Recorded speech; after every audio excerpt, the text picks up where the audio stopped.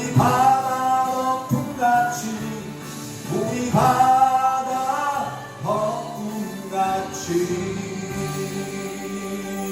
아멘. 하나님 감사합니다. 주님의 이름을 찬양합니다.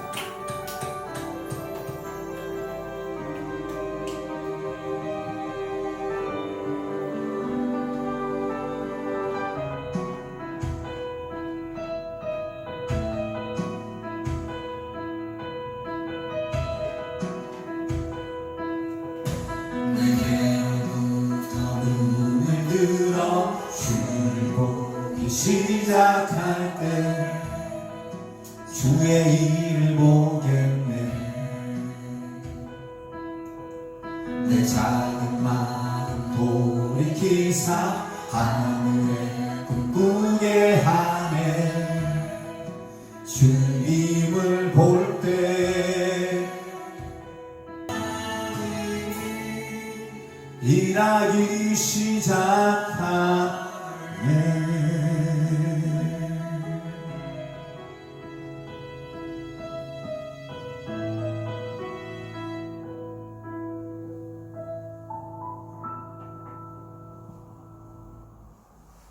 기도합니다. 살아 역사하시는 아버지 하나님, 주님의 이름을 찬양하며 감사드립니다. 오늘도 주 앞에 예배할 수 있는 은혜를 주시고 주님의 이름을 높여드릴 수 있는 은혜를 주심을 감사합니다. 거룩한 영으로 우리를 충만하게 하시고 오직 이 예배 가운데 주님만 주인 되어 주시고 주의 말씀 들을 때에 깨닫게 하시고 깨달은 대로 살아내는 그리스도인이 되게 하여 주시옵소서. 거룩한 영으로 우리를 충만하게 하여 주시옵소서.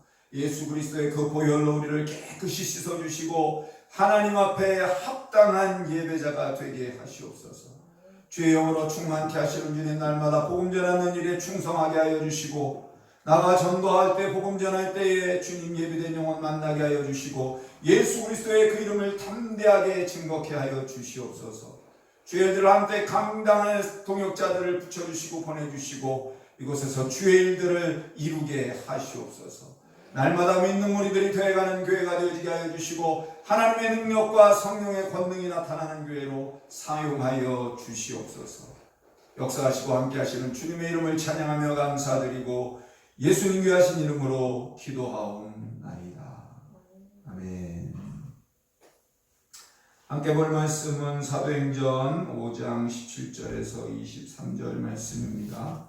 사도행전 5장 17절에서 23절까지 말씀입니다.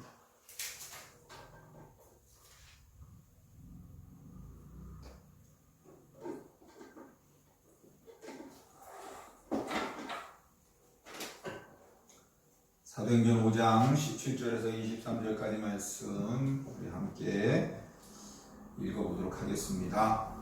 17절부터 시작. 대제사장과 그와 함께 있는 사람 즉 사두개인의 당파가 다 마음의 시기가 가득하여 일어나서 사도들을 잡아다가 옥에 가두었더니 주의 사자가 밤에 옥문을 열고 끌어내어 이르되 가서 성전에 서서 이 생명의 말씀을 다 백성에게 말하라 하매 그들이 듣고 새벽에 성전에 들어가서 가르치더니 대제사장과 그와 함께 있는 사람들이 와서 공회와 이스라엘 족속의 원로들을 다 모으고 사람을 옥에 보내어 사도들을 잡아오라 하니 부하들이 가서 옥에서 사도들을 보지 못하고 돌아와 이르되 우리가 보니 옥은 든든하게 잠기고 지키는 사람들이 문에 서 있으되 문을 열고 본즉 그 안에는 한 사람도 없도이다 하니 성전 맡은 자와 제사장들이 이 말을 듣고 의혹하여 이 일이 어찌 될까 하더니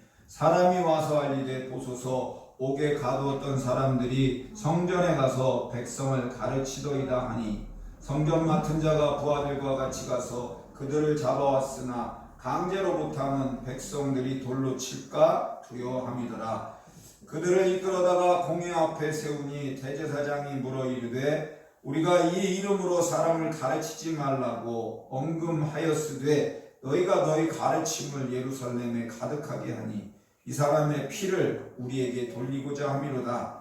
베드로와 사도들이 대답하여 이르되 사람보다 하나님께 순종하는 것이 마땅하니라. 너희가 나무에 달아 죽인 예수를 우리 조상의 하나님이 살리시고 이스라엘에게 회개함과 죄사함을 주시려고 그를 오른손으로 높이사 임금과 구주로 삼으셨느니라. 우리는 이 일의 증인이요 하나님이 자기에게 순종하는 사람들에게 주신 성령도 그러하니라 하더라. 아멘. 오늘은 신앙은 눈치 게임이 아니다 라는 제목으로 말씀을 전합니다.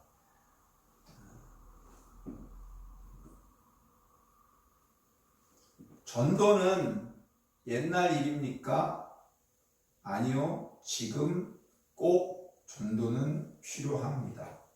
어느 마을에 수많은 사람이 물에 빠져서 허우적거리고 있었습니다. 마을 사람들은 처음에는 몇 사람을 구하려고 애를 썼지만 시간이 지나면서 서로 에휴 이제는 내 일이 아니야, 이건 다른 사람이 하겠지 라고 그 빠진 사람들을 외면하기 시작했습니다. 결국 구조는 점점 줄었고 더 많은 생명들이 희생을 당하는 일이 벌어졌습니다. 오늘날 복음을 전하는 일도 이와 같습니다. 예수 그리스도의 복음을 듣지 못해서 영적인 죽음에 이르는 영혼들이 수없이 많은데, 아니 그냥 죽은 걸로 거기서 끝이면은 다행이지만 그 영혼이 불타는 지옥에서 끊이지 않는 영원한 고통 가운데, 그게 고통인 줄도 모르면서 고통을 즐거워하고 끔찍한 괴물의 모습이 되어서 영원히 살게 될 텐데, 현대 교회는, 성도는 점점 이 복음 전파의 사명은 외면을 하고 믿음 안에서 타협하고 안일한 종교 생활에만 머물러 있습니다. 이런 상태가 오래 되다 보니까 이제는 사람들이 전도하는 것에 대해서 무감각해져 버리기까지 했습니다. 말 그대로 나 아닌 누군가가 하겠지 라고 하고 아무도 안 한다는 거예요. 사도행전 5장의 본문 속의 사도들은 어떻습니까? 오늘 성경 읽었는데 그들은 박해 속에서도 복음을 전하고 순교적인 사명감으로 하나님의 말씀을 증거합니다. 오늘 우리는 그 사명 감당하는 모습을 통해서 우리가 해야 될 복음 전파의 자세와 삶을 점검해 보려고 합니다. 예수 믿는다 라고 말하는 게 민망해진 사회가 됐습니다. 오늘 성경에 보면 17절에 대제사장과 사두개인들은 사도들의 복음 사역으로 인해서 그들을 시기하게 됩니다. 헬라어로 이 시기한다라는 단어는 단순히 질투한다 그 뜻 이상으로 신앙적인 경쟁심, 증오, 그걸 포함하고 있는 것이 바로 이 시기입니다. 당시 종교 지도자들은 사도들의 기적 행하는 것과 하나님의 말씀을 전하는 이 설교 때문에 백성들에게 인기를 받고 있던 자기들의 인기가 사도들에게로 옮겨가는 것이 위협적으로 느껴졌습니다. 그래서 자신들이 그동안 누리고 있었던, 가지고 있었던 권력을 빼앗길까봐 두려웠을 것입니다. 그래서 그 사도들을 붙잡아다가 오늘 공회옥에 가뒀다라고 합니다. 당시의 유대 종교 법정에 사내들인 공회는 이 종교 질서를 지키기 위해서 사형은 로마 총독의 허락을 받아야 했지만 잡아다가 감옥에 가두는 구금 정도는 가능했습니다. 여기서 사도들이 그 갇혀있던 감옥이라는 건 이런 뜻도 포함되어 있어요. 수치와 경고. 즉 갇혀서 수치를 당하고 경고를 받았다라는 말이죠. 카리스 주석에는 이렇게 기록합니다. 복음은 언제나 종교 권력과 세속 권력의 가장 큰 위협이 되었으며 인간 권세는 언제나 복음을 억압해 왔다. 이렇게 주석합니다. 사랑하는 성도 여러분, 복음이 언제 편하게 쉽게 전해지고 확장됐던 때가 있었나? 교회사를 돌아봐도 우리는 교회사 속에서 그런 걸 볼 수가 없습니다. 그런 적이 없었다는 거예요. 그렇다면 지금 나는 복음을 전하는 이 사명 앞에서 세상의 평판과 시선을 두려워하지 않고 있느냐?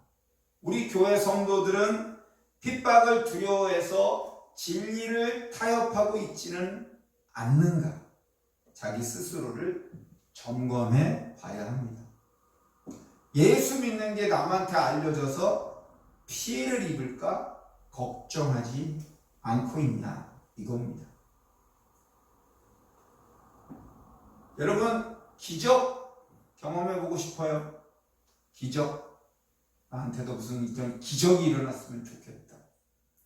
오늘 성경에 보면 19절에 주의 사자가 감옥에 갇혀있는 이 사도들이 감옥문을 여는 장면이 나옵니다. 초대교회 사역에 있어서 하나님의 초자연적인 개입하심의 역사입니다. 이 장면은 구약의 천사가 하나님의 명령을 수행하는 것과 동일하게 오늘 신약 교회에서도 하나님이 살아 역사하심을 증거해 주는 거죠. 20절에 생명의 말씀이라고 합니다. 영원한 생명을 주는 복음을 말합니다. 그 복음 전파가 단순히 종교 활동이 아니라 죽어가는 영혼을 살리는, 생명을 주는 구원의 메시지라는 걸 강조하고 있는 겁니다. 지옥 갈 영혼들을 구출해내는 것, 그것이 바로 이 땅 가운데 그리스도인의 지상 최대 명령인 겁니다.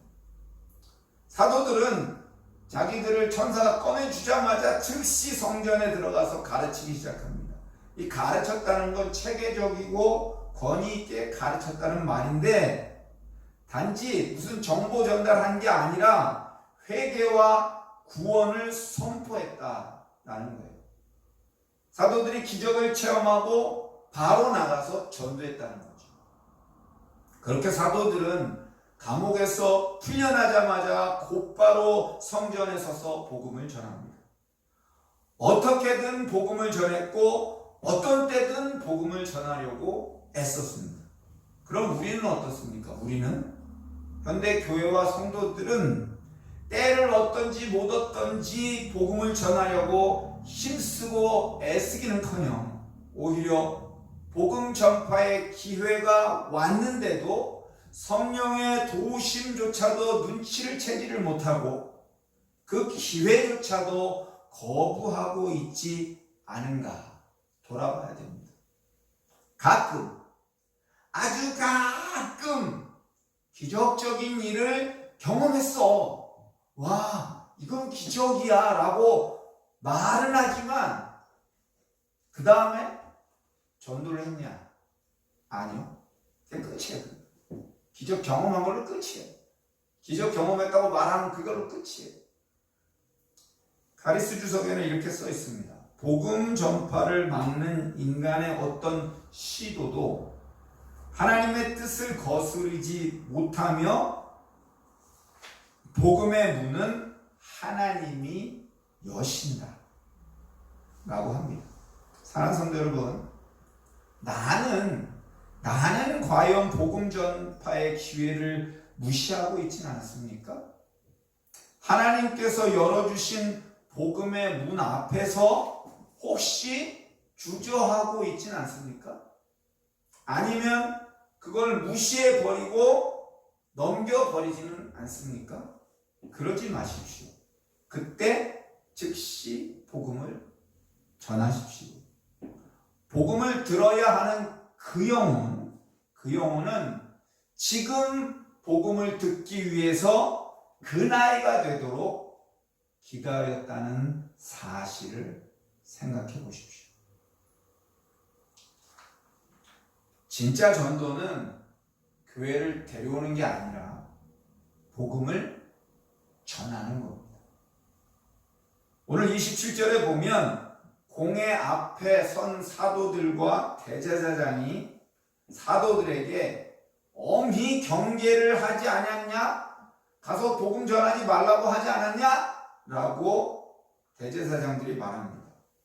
명령하고 지시했다는 거예요.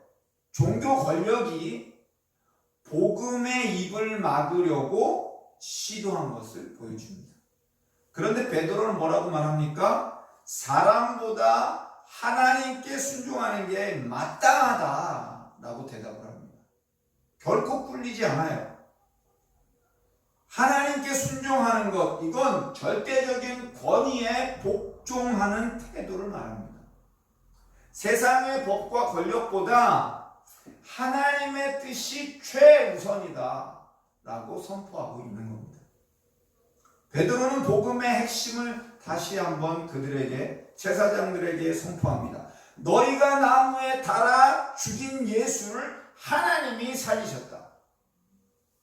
오늘 나무는 신명기 21장 23절에 보면 저주받은 자의 상징이 바로 그 십자가 나무입니다. 사도들은 복음을 전하는 이 불편한 진실, 즉 사람의 죄와 회개를 강조하고 이것을 통해서 생명과 회개의 주가 예수 그리스도다 라고 증거합니다. 그리고 32절에 가면 성령도 우리의 증인이다. 즉 복음 사역은 인간의 말이 아니라 성령의 역사로 가능함을 선포하고 있는 겁니다. 가리스 주석에는 이 구절에 대해서 복음은 반드시 죄, 심판, 회개, 구원, 이 메시지가 함께 전해져야 하며 그렇지 않으면 그 복음은 참 복음이 아니다 라고 말합니다. 네 가지 뭐라고요? 죄, 심판, 회개, 구원. 우리가 복음을 증거할 때 죄, 심판, 회개, 구원이 증거되어져야 한다는 거죠. 오늘 교회는 이 복음을 전하는 것보다 사람을 데려오는 것에 더 집중하고 교회에 더 좋은 프로그램, 사람에게 좋게 보이려고 하는 것, 그걸 복음이라고 착각하며 복음을 타협하고 있습니다. 존 메가더는 이렇게 말합니다. 교회 성장은 전도의 열매가 아니라 복음의 진리를 선포할 때 하나님이 이루시는 일이다 라고 강조합니다. 즉 복음이 증거되고 있는 교회는 성장하고 있는 교회라는 겁니다. 사랑하는 성도 여러분, 나는 복음을 증거하고 있는가? 아니면 사람을 교회로 데려오기만 하려고 하고 있지는 않은가? 생각해 보십시오. 복음 전파가 아니라 교회 홍보만 하고 있지 않은지 생각해 보십시오. 내가 전하는 복음에는 죄, 심판, 회개, 구원, 이 메시지가 포함되어 있습니까? 그것이 없다면 그건 복음을 전하는 게 아닙니다. 초대교회 사도들은요, 박해 속에서도 복음을 포기하지 않습니다. 데이비드 리빙스턴 선교사는 아프리카 오지에서 말라리아와 적대 부족의 위협 속에서 복음을 전하다가 결국은 현지에서 생을 마감했습니다. 그는 죽기 전에 마지막 설교에서 이렇게 말했습니다. 나는 오직 복음 때문에 여기까지 왔다. 만약 다시 선택할 수 있어도 또 다시 복음을 들고 이 땅에 올 것이다. 정말 눈물 나게 하는 고백입니다. 오늘 우리는 사도행전 5장을 통해서 복음 앞에 타협 없는 삶과 전도의 사명을 다시 확인해야 합니다. 복음은 죄를 깨닫게 하고 회개로 이끄는 생명의 말씀입니다. 복음을 부끄러워하지 말고 사도들처럼 하나님께 순종하고 담대히 증거하는 삶을 살아가십시오. 그렇지 못하면 지금 그 능력을 성령께서 주시기를 기도하십시오. 분명히 나를 통해서 복음을 들어야 할 영혼은 지금도 있습니다. 지금 생각나는 그 사람이 바로 들어야 할 사람입니다. 그 사람이 누굽니까? 그 사람이 비록 지금 당장 교회에 발걸음을 하지 않는다고 해도 그 사람은 복음을 듣기 위해서 그 나이가 되도록 살아있는 겁니다. 그에게 복음을 증거해 주십시오. 믿음의 길을 알려주십시오. 영혼 구원의 사명을 감당하시기를 축복합니다. 이제 함께 자리에 일어나서 찬양하고 기도하도록 하겠습니다. 우리 함께 이렇게 기도하기를 원합니다. 주님 복음 때문에 부끄러워하거나 타협하지 않게 하시고 사도들처럼 성령의 권능 그것으로 담대히 복음을 증거하는 타협하지 않게 하여 주시고 사도들처럼 복음에 순종하게 하여 주시고 복음을 전하는 삶을 살게 하여 주시옵소서. 성령의 권능으로 담대히 복음 증거하는 교회 되게 하여 주시고 성도가 되게 하여 주시옵소서. 주님 한번 부르고 기도합니다. 주여 살아 역사하시는 아버지 하나님 주의 능력으로 주님의 이름을 찬양합니다. 하나님 주의 성령의 권능을 우리 가운데 허락하여 주시옵소서. 주님 복음을 부끄러워하지 않는 삶 살게 하여 주시옵소서. 예수 그리스도의 그 이름을 담대히 증거하게 하여 주시고 복음 때문에 타협하지 않게 하여 주시고 사도들처럼 주님의 명령에 순종하며 살게 하여 주시옵소서. 복음을 증거하는 삶을 살게 하여 주시옵소서. 성령의 권능을 허락하여 주셔서 때를 어떤지 못 어떤지 담대히 복음을 증거하는 하나님의 사람 주님의 몸된 교회가 되게 하여 주시옵소서.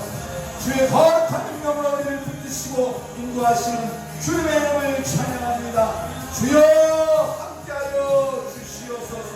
주여 역사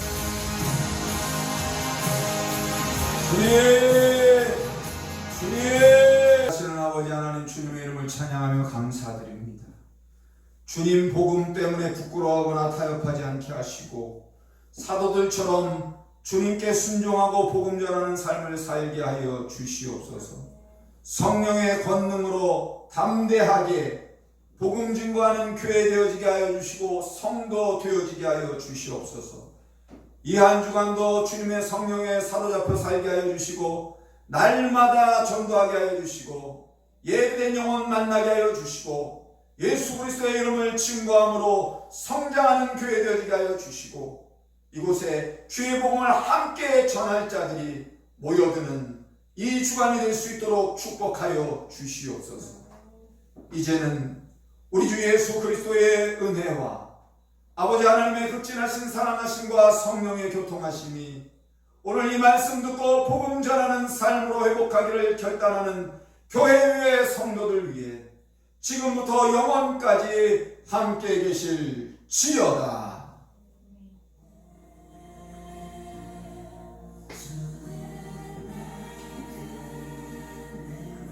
광고합니다. 오늘은 287주년 웨슬리 성회의